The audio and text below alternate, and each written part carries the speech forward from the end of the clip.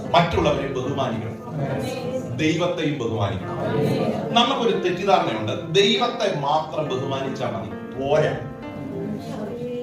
മറ്റുള്ളവരെയും നമ്മൾ എന്ത് ചെയ്യണം? അത് എളുപ്പമാണ്.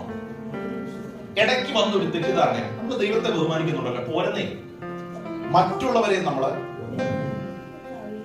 ഈ കൊച്ചു കുഞ്ഞുങ്ങളെ പോലും നമ്മൾ റെസ്പെക്ട് ചെയ്യണം. നമ്മളവരെ വഴക്ക് പറയും, ശിക്ഷിക്കും, ശാസിക്കുമെങ്കിലും എന്റെ മനസ്സിലുള്ള ചിന്ത ഇതെല്ലാം ദൈവത്തിന്റെ ദാനങ്ങളാണ്, അല്ലേ? ദൈവത്തിന് അവരെ കുറിച്ച് എന്തുണ്ട്? എന്റെ കൂടെ ഉണ്ടോ? നിങ്ങളുടെ ഭാര്യയെ നിങ്ങൾ ബഹുമാനിക്കാറുണ്ടോ? നിങ്ങളുടെ ഭർത്താവിനെ നിങ്ങൾ ബഹുമാനിക്കാറുണ്ടോ? ഇത്രയും നേരം വന്ന സന്തോഷം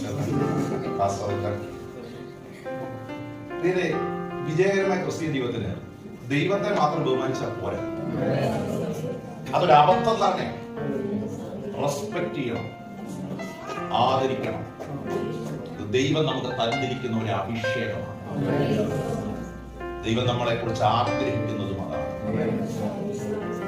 ഈ അബ്രഹാമിന്റെ ഹംബിൾനെസ്, താഴ്മ എന്ന് പറയുന്നത് വളരെ ശ്രദ്ധേയമായി നമ്മൾ പഠിക്കേണ്ട ഒരു വിഷയമാണ്. വേറെ പലപ്പോഴും പിശാച് ജയമെടുക്കുന്ന ഒരു മേഖല, മറ്റുള്ളവരെ റെസ്പെക്ട് ചെയ്യാൻ നമുക്ക് അറിയില്ല. അത് നെഗ്ലക്ട് ചെയ്യുന്ന ഒരവസ്ഥ നമ്മുടെ ജീവിതത്തിൽ. നമ്മൾ ഏറ്റവും കൂടുതൽ ദേഷ്യപ്പെടുന്ന ആരോടായിരിക്കും? ഭാര്യയോട്.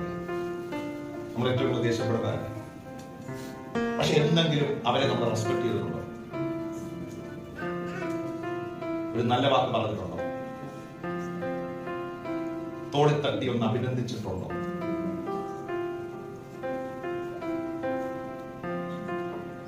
പ്രസംഗം മാറ്റത്തില്ല, മോഹഭാവം എത്ര മാറിയാൽ എന്തെങ്കിലും തോളെ തട്ടി നിങ്ങളൊന്ന് അഭിനന്ദിച്ചിട്ടുണ്ടോ? ഇല്ലെങ്കിൽ ശ്രദ്ധിക്കണേ, നിങ്ങളൊരു ആത്മീയനല്ല. ആത്മീയത ആരാധനയിൽ മാത്രമല്ല വെളിപ്പെടുത്തണം, കുടുംബത്തിൽ വെളിപ്പെടുത്തണം, ജോലി ചെയ്യുന്നിടത്ത് വെളിപ്പെടുത്തണം. എന്റെ കൂടെ നിങ്ങളുണ്ടോ? ഹോണർ എന്നുള്ളത് നമ്മുടെ ഹൃദയത്തിൽ നിന്ന് വരേണ്ടതാണ്. ആ ബഹുമാനം നമ്മൾ അവർക്ക് കൊടുക്കണം. ആർക്കൊക്കെ ആ ബഹുമാനം കൊടുക്കണം അവരെല്ലാം നമ്മൾ എന്ത് ചെയ്യണം? ഇന്ന് രാത്രിയിൽ ഈ വിഷയത്തിൽ ഒരു ആത്മീയമുള്ള സഭയ്ക്കകത്തുണ്ടാകും. ഞാൻ എപ്പോഴും പറയുക, എന്റെ മുഖം ഓർക്കുമ്പോൾ ശ്രദ്ധിക്കണം. എന്റെ മുഖം ഓർക്കുമ്പോൾ എന്റെ ഒരു വിശ്വാസിയുടെ മുഖം ക്ഷീണിക്കാൻ പാടില്ല. ആ ദൈവദാസൻ എനിക്ക് ആരോ ആണെന്ന അഭിമാനം